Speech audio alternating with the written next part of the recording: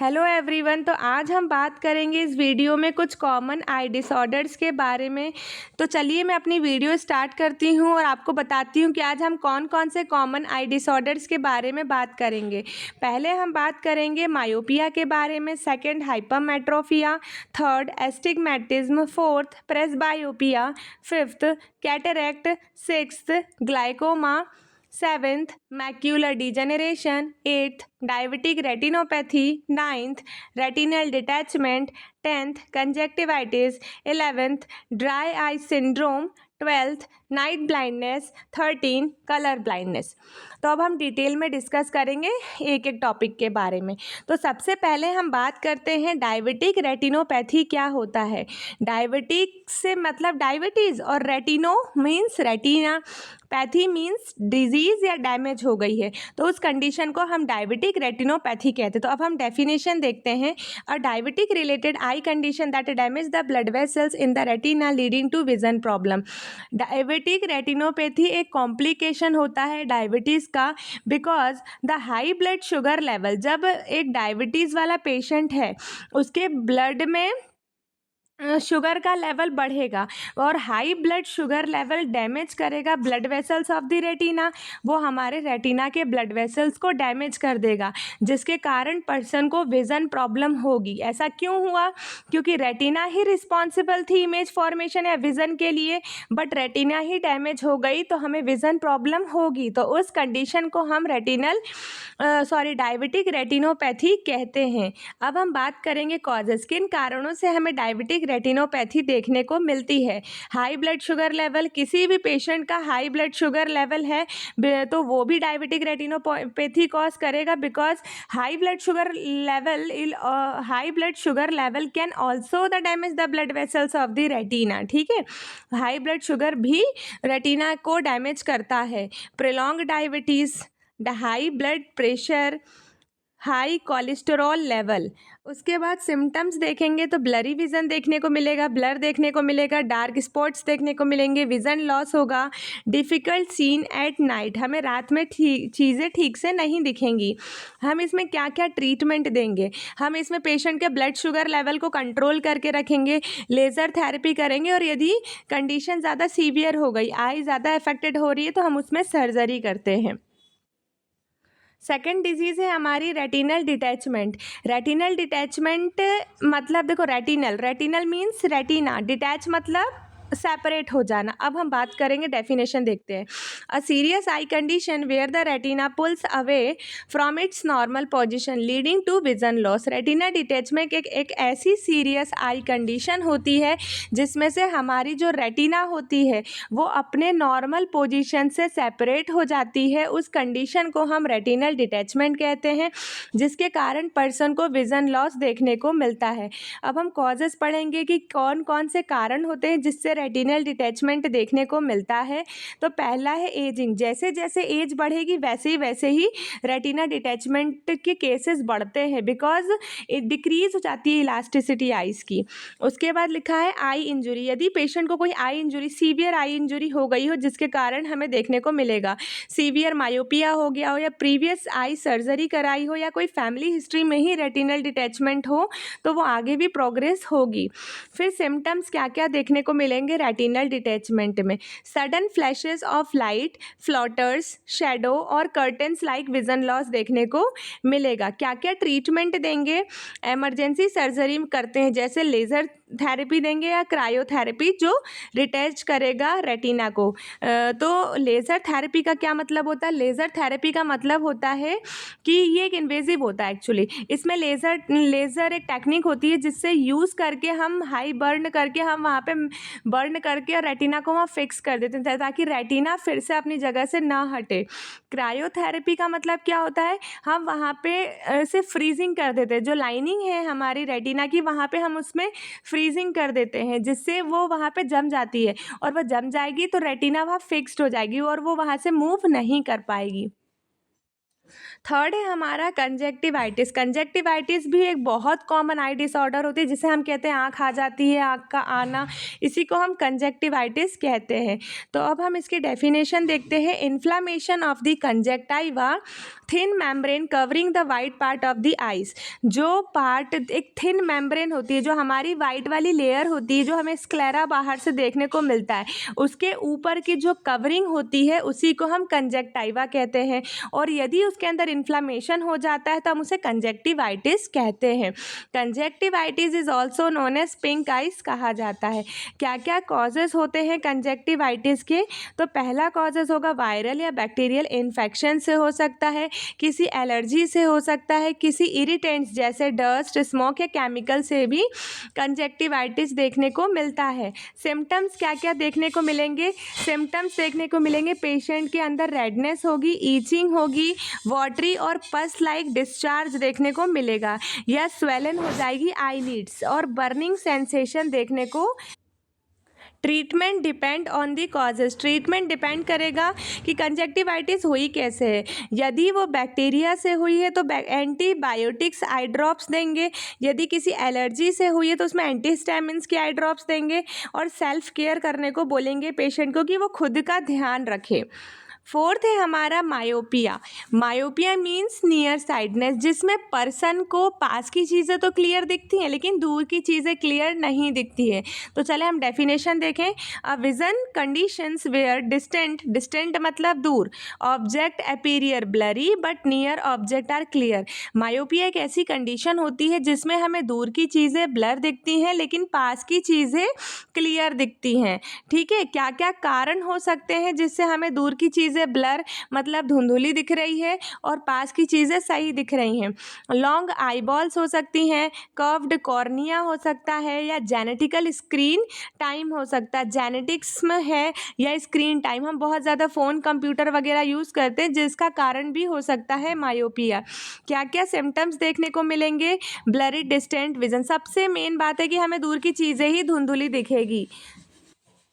स्क्वेंटिंग या eye strain देखने को मिलेगा। क्या क्या ट्रीटमेंट देंगे पेशेंट को? हम ग्लासेस देंगे, मतलब हम उसे कॉनकेव का लेंस का चश्मा देंगे, जिससे उसे पास की चीज़ें तो क्लियर दिख रही है, तो हम वो जब कॉनकेव नाम का जो लेंस यूज़ करेंगे उससे पेशेंट को दूर की चीज़ें भी क्लियर दिखने लगेगी। कॉन्टैक्ट लेंसेज यूज़ करेंगे। कॉन्टैक्ट लेंसेज का मतलब क्या होता है कि यदि कोई पेशेंट अनकम्फर्टेबल होता है चश्मा लगाने से, तो कॉन्टैक्ट लेंस का यूज़ करने से उसको चीज़ें क्लियर दिखेंगी, दूर की चीज़ें, उसे चश्मा लगाने की ज़रूरत नहीं रहेगी। या एक लेसिक सर्जरी होती है, ये भी एक टाइप की लेज़र सर्जरी ही होती है। उसके बाद है हमारा हाइपरमेट्रोफिया, जिसे हम फार साइडनेस कहते हैं। फार मीन्स दूर, तो अब नाम से ही पता चल रहा है कि हाइपरमेट्रोफिया या फार साइडनेस। डेफिनेशन देखते हैं। A vision condition where near object appear blurry but distant object are clear. मतलब इसमें ये एक इस टाइप का विज़न प्रॉब्लम है जिसमें उसे पास की चीज़ें ही ब्लर दिख रही है, धुंधली दिख रही है, लेकिन उसे दूर की चीज़ें क्लियर दिख रही है। क्यों? क्योंकि यदि उसकी आईबॉल छोटी हो गई है या फ्लैट कॉर्निया हो गया या जेनेटिक्स में ही है, तो उसके कारण हमें फार साइडनेस देखने को मिल सकता है। क्या क्या सिम्टम्स होंगे पेशेंट को? तो पेशेंट को ब्लरी नियर विजन देखने को मिलेगा, आई स्ट्रेन देखने को मिलेगा, हेडेक देखने को मिलेगा, या डिफ़िकल्ट रीडिंग करने में प्रॉब्लम होगी। तो पेशेंट को हम क्या क्या ट्रीटमेंट देंगे? तो पेशेंट को हम बोलेंगे कि वो कॉन्वेक्स नाम का लेंस का यूज़ करे। चश्मा जो बनवाएगा तो उसमें कॉन्वेक्स नाम का लेंस यूज़ होगा, जिससे उसे जो दूर की चीज़ें तो क्लियर दिख रही हैं वो तो दिखेंगी ही दिखेंगी। जब कॉन्वेक्स नाम का लेंस यूज़ करेगा तो उसे पास की चीज़ें भी ठीक से दिखाई देने लगेगी। Same as contact lens use करेगा या लेसिक सर्जरी यूज़ करेंगे।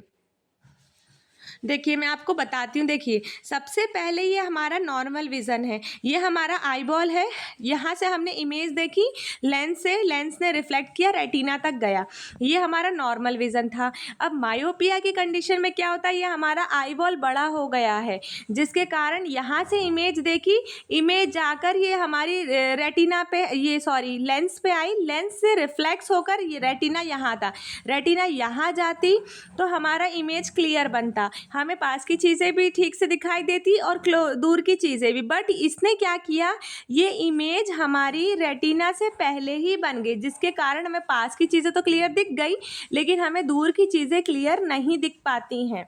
उसके बाद एज अ अपोजिट है हाइपरमेट्रोपिया। इसमें जो आई बॉल जो है ना वो छोटी हो गई है। ये हमारे आई ने किसी भी ऑब्जेक्ट को देखा, लेंस पे गया, लेंस ने रिफ्लेक्स किया। अब रेटिना तो यहाँ पे थी, रेटिना और इमेज यहीं पे बननी थी, बट ये रेटिना को क्रॉस कर कर पीछे चला गया, जिसके कारण हमें दूर की चीज़ें तो क्लियर दिख रही हैं लेकिन पास की चीज़ें क्लियर नहीं दिखती हैं। तो ये दोनों में डिफरेंस है कि आई बॉल का जो साइज़ है वो डिफरेंस हो जाता है। इसके कारण हमें मायोपिया या हाइपरमेट्रोपिया या हाइपोपिया देखने को मिलता है। अब हम बात करेंगे नेक्स्ट, हमारी 6th डिसऑर्डर है एस्टिग्मेटिज्म। एस्टिग्मेटिज्म क्या है? A vision condition where both near and distant object appear blurry due to irregular shape of cornea और लेंस। एस्टिग्मेटिज्म एक ऐसे टाइप की आई डिसऑर्डर होती है, एक ऐसे टाइप का विज़न कंडीशन होता है जिसमें पर्सन को पास की और दूर की चीज़ें ब्लर दिखाई देखने को मिलती है। उसे धुंधला दिखता है, ना तो पास की चीज़ें ठीक से दिख रही है ना दूर की चीज़ें ठीक दिख रही है। क्यों? क्योंकि इर्रेगुलर जो नॉर्मल शेप होता है कॉर्निया और लेंस का, बट उसमें कॉर्निया और लेंस का नॉर्मल शेप नहीं है, इसलिए ना तो उसे पास की चीज़ें ठीक दिख रही हैं ना उसे दूर की चीज़ें ठीक दिख रही हैं। इसके कॉजेज़ क्या क्या होते हैं? पहला कॉजेज़ है हमारा इर्रेगुलर कॉर्निया शेप है, इस वजह से एस्टिग्मेटिज्म देखने को मिल रहा है। जेनेटिक्स में ही था कि एस्टिग्मेटिज्म है।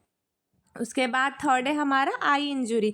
आई में किसी इंजुरी के कारण भी हमें एस्टिग्मेटिज्म की कंडीशन देखने को मिल सकती है। क्या क्या सिम्टम्स होंगे? पेशेंट को ब्लर और डिसऑर्डेड विजन, उसको ठीक से कुछ भी दिखाई नहीं देगा। आई स्ट्रेन देखने को मिलेगा, हेडेक देखने को मिलेगा, डिफ़िकल्ट सीन एट नाइट, उसे रात में सब कुछ मतलब रात में उसे कुछ भी ठीक से दिखाई नहीं देगा, उसे डिफ़िकल्टीज़ होगी, उसे देखने में दिक्कत होगी, चीज़ों को आइडेंटिफाई नहीं कर पाएगा कि वो क्या देख रहा है। तो इसमें क्या क्या ट्रीटमेंट देंगे? इसमें हम सिलेंड्रिकल नाम के लेंस यूज़ होते हैं ग्लास के अंदर, ग्लासेस मीन चश्मा, तो उसके अंदर सिलेंड्रिकल नाम का लेंस यूज़ होगा। उससे क्या होगा कि पर्सन को पास की चीज़ें भी ठीक से दिखाई देगी और दूर की चीज़ें भी ठीक से दिखाई देगी। कॉन्टैक्ट लेंस इसमें भी यूज़ करेंगे या लेसिक सर्जरी वगैरह में यूज़ करेंगे। उसके बाद हमारा 7th है प्रेसबायोपिया। प्रेसबायोपिया क्या है? तो प्रेसबायोपिया एक एज रिलेटेड विज़न कंडीशन होती है। इसमें पर्सन को पास की चीज़ें ही ब्लर दिखती हैं और दूर की चीज़ें भी नहीं दिखाई देती हैं due to the eye lens losing flexibility. मैं आपको सिंपल तरीके में बताती हूँ प्रेसबायोपिया क्या होता है। तो प्रेसबायोपिया एक एज रिलेटेड कंडीशन होती है। जैसे ही कोई इंडिविजुअल इंसान 40 साल से ज़्यादा पे जाता है तो ना तो उसे पास की चीज़ें ठीक से दिखाई देती है ना दूर की चीज़ें ठीक से दिखाई देती है, क्योंकि जो आई की जो लेंस की जो फ्लेक्सिबिलिटी होती है वो लॉस हो जाती है। अब यदि सिलेरी बॉडी और आई लेंस की फ्लेक्सिबिलिटी ही कम हो जाएगी, जिसके कारण हमें ना तो पास की चीज़ें दिख रही है साफ साफ, ना दूर की चीज़ें दिख रही है, तो उस कंडीशन को हम प्रेसबायोपिया कहते हैं। क्या क्या कारण होते हैं प्रेसबायोपिया के? तो पहला है हमारा नेचुरल एजिंग। ये नेचुरल है एकदम, इसमें ऐसा नहीं है कि हमने कुछ खा लिया या जेनेटिक्स में ऐसा कुछ नहीं है, सबको देखने को मिल सकता है। नेचुरल एजिंग है आफ्टर 45 ईयर एज के बाद। क्या क्या सिम्टम्स देखने को मिलेंगे? पेशेंट के अंदर ब्लरी नियर विज़न, उसे पास की चीज़ें ठीक से दिखाई नहीं देगी, ईयर स्ट्रेन देखने को मिलेगा, हेडेक देखने को मिलेगा, डिफ़िकल्ट रीडिंग स्मॉल टेक्स्ट, यदि कुछ चीज़ें छोटी छोटी लिखी होंगी तो वो उसे पढ़ भी नहीं पाएगा। ट्रीटमेंट क्या करेंगे? हम उसे रीडिंग ग्लासेस देंगे जिसमें बाईफोकल या मल्टीफोकल लेंस लगे होंगे, उसे हम देंगे। उसके बाद कॉन्टैक्ट लेंस वगैरह यूज़ करते हैं या लेसिक सर्जरी यूज़ करते हैं। 8th हमारी डिजीज़ है कैटरेक्ट। कैटरेक्ट क्या है? तो कैटरेक्ट को हिंदी में मोतियाबिंद कहते हैं। तो आप लोग ये जानते होंगे, कैटरेक्ट के बारे में आप लोगों ने बहुत सुना होगा, तो आज आप लोग जान जाइए कि कैटरेक्ट क्या होता है। तो सबसे पहले हम डेफिनेशन देखते हैं। Clouding of the eye lens causing blurry vision. क्या होता है कि हमारे आँखों के अंदर बहुत सारे प्रोटीन होते हैं और वो प्रोटीन हमारे लेंस के अंदर जाके एक्यूमुलेट हो जाते हैं। अब लेंस के ऊपर एक्यूमुलेट हो जाते हैं जिसके कारण हमारा लेंस ठीक से काम नहीं कर पाता है, इसलिए हमें ब्लरी मीन धुंधुला विज़न देखने को मिलता है, हमें ठीक से चीज़ें दिखाई नहीं देती हैं। कैटरेक्ट की कंडीशन में हमारे आँखों के लेंस के ऊपर प्रोटीन का जमा होने के कारण हमारी लेंस ठीक से काम नहीं करती और लेंस ठीक से काम नहीं करेगी तो हमें ठीक से दिखाई नहीं देगा। उस कंडीशन को हम कैटरेक्ट कहते हैं। क्या क्या कारण होते हैं कैटरेक्ट होने के? सबसे पहला एजिंग है। जैसे जैसे एज बढ़ती है 40-45 प्लस होती है, कैटरेक्ट के चांसेस बढ़ जाते हैं। या किसी भी पेशेंट को डायबिटीज़ है तो उनको भी कैटरेक्ट देखने को मिलता है। ज़्यादा से ज़्यादा यूवी एक्सपोजर में हो रहे हैं। UV means ultra violent radiation जो सन से निकलती है, यदि हम उनके कांटेक्ट में ज़्यादा है तो कैटरेक्ट होने के चांसेस ज़्यादा होंगे। या कोई पर्सन बहुत ज़्यादा स्मोकिंग कर रहा है या आई में कोई इंजरी हो गई है, एस्टेरॉइड्स वगैरह जैसे आई ड्रॉप्स वगैरह कुछ एस्टेरॉइड्स होते हैं वो ज़्यादा यूज़ कर रहे हैं, उसके कारण भी कैटरेक्ट देखने को मिलता है। क्या क्या सिम्टम्स देखने को मिलते हैं कैटरेक्ट वाले कंडीशन में? तो सबसे पहले पेशेंट को ब्लरी विज़न देखने को मिलता है, उन्हें धुंधला दिखने लगेगा, नाइट ब्लाइंडनेस देखने को मिलेगा। नाइट ब्लाइंडनेस का मतलब होता है कि उसे रात में कुछ दिखाई ही नहीं दे रहा है। Glare sensitivity, Hallows faded colour, मतलब उसे जब भी लाइट वाइट जलेगी तो उसे रेनबो लाइक कलर देखने को मिलेंगे कैटरेक्ट की कंडीशन में। क्या क्या ट्रीटमेंट देंगे? तो पेशेंट को हम अर्ली स्टेज में ग्लास देंगे ताकि वो ठीक हो जाए, लेकिन जब वो एडवांस हो गई है, कैटरेक्ट को हम ग्लासेस से ठीक नहीं कर पा रहे, तो हम पेशेंट को सर्जरी के लिए एजुकेट करेंगे। 9th है हमारा ग्लाइकोमा। ग्लाइकोमा आप लोग ने बहुत ज़्यादा सुना होगा, बहुत ज़्यादा वाइडली स्प्रेड होने वाला एक डिजीज़ है जिसे हम ग्लाइकोमा कहते हैं। डेफिनेशन देखते हैं ग्लाइकोमा की। A group of eye disease causing optic nerve damage often due to high eye pressure leading to vision loss. Glaucoma क्या है? तो ग्लाइकोमा एक ग्रुप ऑफ आई डिजीज़ होती है जिसमें हमारी ऑप्टिक नर्व डैमेज हो जाती है because due to increase in the intraocular pressure. हमारे आई के अंदर इंट्राओक्यूलर प्रेशर बढ़ने से हमारी ऑप्टिक नर्व डैमेज हो जाती है जिसके कारण पर्सन की विज़न लॉस हो जाती है। क्यों लॉस हुई? देखिए, ऑप्टिक नर्व का काम क्या होता है कि जो हमारी आइस ने देखा वो सारा इन्फॉर्मेशन लेके ब्रेन तक जाने का। यदि हमारी ऑप्टिक नर्व ही डैमेज हो गई तो वो इन्फॉर्मेशन ब्रेन तक पहुंचेगा ही नहीं, और ब्रेन तक इन्फॉर्मेशन ही नहीं पहुंचेगा तो हमें पता ही नहीं चलेगा हमने क्या देखा है, तो विज़न लॉस होगा। अब सबसे पहले हम कॉजेज़ देखते हैं कि ग्लाइकोमा के कौन कौन से कॉजेज़ होते हैं। तो कॉजेज़ है पहला हाई इंट्रा ऑक्यूलर प्रेशर। पहले मैं आपको बता दूं कि इंट्रा ऑक्यूलर प्रेशर क्या होता है। इंट्रा ऑक्यूलर प्रेशर हमारे आइज़ के अंदर जो फ्लूइड होता है उसका जो प्रेशर होता है वो 7 to 21 mmHg नॉर्मल होता है, बट यदि इससे ज़्यादा हो जाता है तो उसे हम हाई इंट्रा ऑक्यूलर प्रेशर कहते हैं। तो एक मेन कॉजेज़ है कि हाई इंट्रा ऑक्यूलर प्रेशर होने के कारण हमें ग्लाइकोमा देखने को मिल सकता है। या जेनेटिक्स है ग्लाइकोमा, यदि फैमिली हिस्ट्री है कि यार किसी को भी ग्लाइकोमा हो रहा है तो वो तो प्रोग्रेस होगी। एजिंग है, एज जैसे जैसे बढ़ेगी ग्लाइकोमा होने के चांसेस बढ़ेंगे। या डायबिटीज़ है पेशेंट को, या आई में कोई इंजरी, एस्टेरॉइड्स वगैरह यूज़ कर रहा है, तो ये कॉजेज़ होते हैं ग्लाइकोमा के। क्या क्या सिम्टम्स होते हैं ग्लाइकोमा के? तो सिम्टम्स में देखते हैं ग्रेजुअली विज़न लॉस। देखने को मिलता है कि बहुत जल्दी जल्दी पेशेंट की जो देखने की क्षमता होती है वो ख़त्म हो जाती है। बहुत ज़्यादा आई में पेन देखने को मिलता है, हेडेक बहुत ज़्यादा होता है, हेलोस अराउंड लाइट्स के बीच में पता नहीं चल पाना, रेडनेस देखने को मिलती है। ये सारे सिम्टम्स देखने के मिलते हैं हमें ग्लाइकोमा में। क्या क्या ट्रीटमेंट हम देंगे पेशेंट को? तो हम पेशेंट को आई ड्रॉप्स देंगे, कुछ ओरल मेडिकेशंस देंगे, लेज़र थेरेपी करेंगे और surgery to lower eye pressure. हम वो सर्जरी भी करेंगे जिससे कि हम इंट्रा ऑक्यूलर प्रेशर को कम कर सकें। हम इंट्रा ऑक्यूलर प्रेशर को कम करेंगे तो हमारी जो डैमेज हो रही है ऑप्टिक नर्व वो कम होगी, तो थोड़ा बहुत इंसान देख तो सकेगा। 10th डिसऑर्डर है हमारा मैक्यूलर डिजेनरेशन। मैक्यूलर डिजेनरेशन क्या होता है मैं बताती हूँ। A disease that damage the macula. अब मैक्यूला क्या होता है? Central part of the retina leading to central vision loss. देखो रेटिना होती है ना, लास्ट लेयर होती है रेटिना की, तो रेटिना में सारी लाइट फोकस होती है ना। सारी लाइट यदि लेंस ने देखा किसी इमेज को तो उसे रिफ्लेक्ट करेगा रेटिना में। रेटिना उसको ऑप्टिक नर्व के पास भेजती है, तो मेन किसके पास जाना होता है? रेटिना के पास। अब रेटिना का जो सेंटर वाला एरिया होता है जिसे हम मैक्यूला कहते हैं, अब वो मैक्यूला ही डैमेज हो गई है, जो सेंट्रल विजन का काम करती थी। अब वो मैक्यूला यदि डैमेज हो गई है तो पर्सन को ठीक से दिखाई नहीं देगा, तो उस कंडीशन को हम मैक्यूलर डिजेनरेशन कहते हैं। मैं इसको थोड़ा और आसान तरीके से बताती हूँ कि मैक्यूलर डिजेनरेशन क्या होता है।